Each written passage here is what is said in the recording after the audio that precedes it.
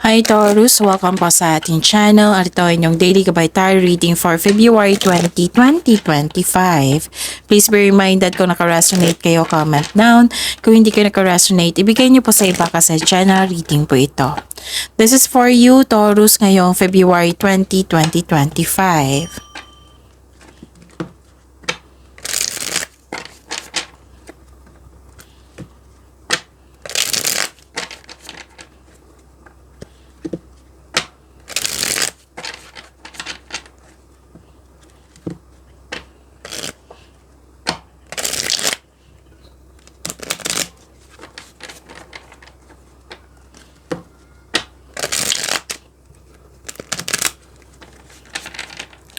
Para po ito sa inyo Taurus ngayong February 20, 2025. Maraming salamat po sa patuloy na tiwala sa suporta sa ating channel at maraming salamat din po sa mga hindi nag-skip ng ads. Gamitin ang reading na ito bilang gabay lamang sa mga hindi pa nag-subscribe. Subscribe na po kayo at click bell notification para malaman nyo na may bago tayong video. Para sa mga gustong magpa-reading po, may lumabas dyan sa screen nyo ngayon. Panoorin nyo po at sundin ng instruction. Spirits Guide, mga ganap pa para kay Taurus ngayong February 20, 2025. I need 3 cards po.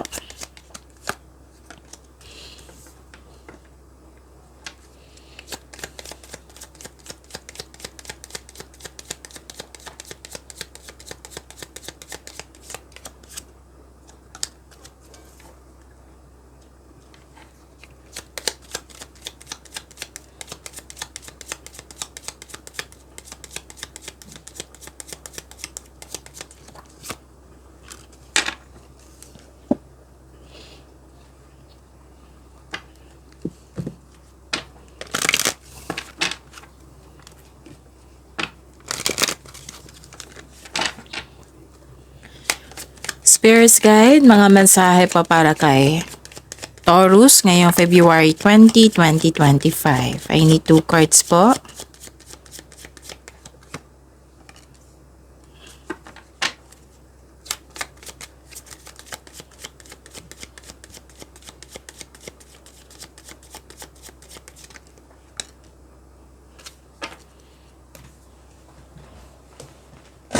Okay, Taurus. Ngayong February 20, 2025, nakita ko dito na may malaking influence sa isang babae sa araw na ito. Parang siya yung nagbigay ng sakit ng ulo sa iyo or nagbigay ng happiness sa iyo. And stop overthinking kasi nag-alala ka dito, nag-hesitate ka dito, pwedeng na-stress ka. Okay, so stop overthinking kasi nakaka-drain na ito ng energy. And nakikita ko dito na may ending with new beginning. Nang nakaarang araw po to separation. Oo, may separation, pwedeng tumiwalag, pwedeng nagkaroon ng space, closure, pwedeng end of contract din. Tapos may concern kayo sa isang tao na matigas ang ulo or mahirap kausap. Tinulungan mo yung sarili mo kasi nagkaroon ng hardship at nagkaroon ng pag-let go at nagkaroon ng transformation. This is ending with new beginning po. So communication is the key and adjustments are required. Spirits Guide, ano po yung energy ni Taurus ngayong February 20, 2025?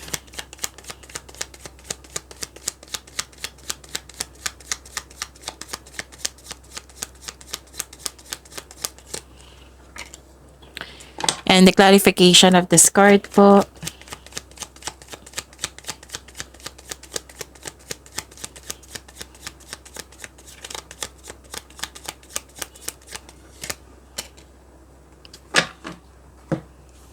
Okay. Kung may narinig kayo or may nakita kayong repeating message, meaning to say pinupush ng cards niyan kasi ang ilan sa inyo hindi pa binigyan ng atensyon. Na kung maaari din po, bigyan niyo po ng solusyon at aksyon. Remember Taurus, at the end of the day, alam mo na ikaw lang taong may kakayahan at responsable na gumawa ng sarili mong katotohanan at kinabukasan. So, ano yung energy ni Taurus? Nakikita ko dito na nagkaroon po ng defensiveness, paninindigan. May ganap na challenge or struggle pero buong tapang mo itong harapin. Katapangan at kumpiyansa sa gitna ng anumang klaseng atake.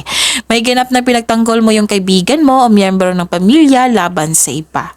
So ang pagtutok sa problema ay magdudulot sa iyo ng pagtigil.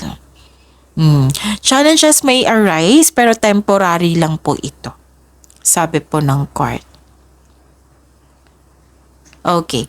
Nakikita ko dito na nagkaroon po ng successful completion. You're reaping rewards. May accomplishment, may success, may perfection, may perfect time, may perfect situation. Maaaring may parating na gantimpala or positibong resulta na inyong mga ginagawa. Celebrate your wins and acknowledge how far you've come. And ready ka na dito sa bagong journey mo. May nakita rin ako ditong tapos na construction ng dream house mo. So, everything you have worked for is coming together. May celebration ako nakikita dito. Spirit's Guide, Career and Money po ni Taurus ngayong February 20, 2025.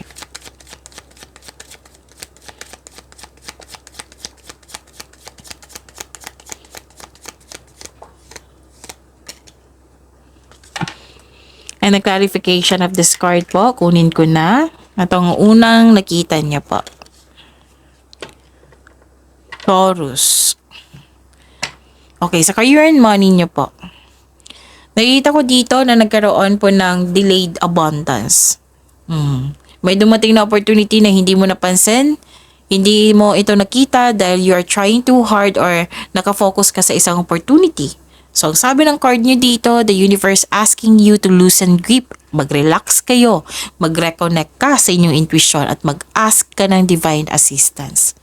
So, nagkaroon ng delay, hindi naman ibig sabihin cancela ito. Kailangan nyo ng habaan pasensya nyo at hintayin at magkaroon ng pag-unawa. At mag-ingat din sa inyong kaperahan kasi may nakita kong loss of money dito. Alam nyo naman kung ano yung loss of money. Pwedeng nawala, kinuha, na damage, ninakaw, pwedeng nagkasta. Pwedeng na out of budget. Okay.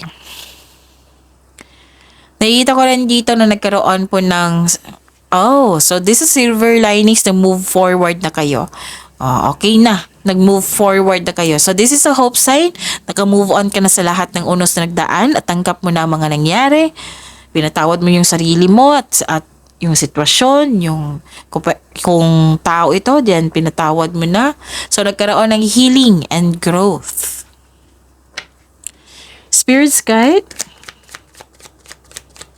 Love Life, Self-Love, Partnership, and Romance ni Taurus ngayong February 20, 2025.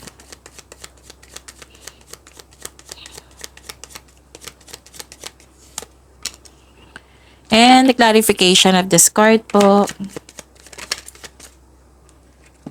Maraming salamat po sa patuloy na tiwala sa suporta sa ating channel at maraming salamat din po sa mga hindi nag-skip ng ads.